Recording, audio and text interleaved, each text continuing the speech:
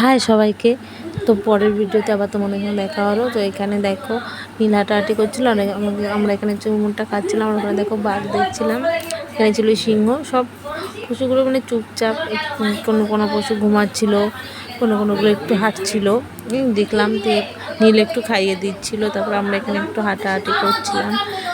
তো ঘুরে টুরে একটু জল কিনে নিলাম, জল টল খেয়ে এখন আমরা গাড়িতে উঠে গেছি।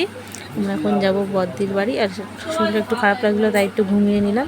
তারপরে বদ্দির বাড়ি চলে এলাম। বিকেলে খাওয়ার পরে সন্ধ্যাবেলা এখানে দেখো চপ মুড়ি দিল, আর রাতে ছিল জন্মদিনের খাওয়া দাওয়া। এখানে রাইস, মাংস আর মাছ।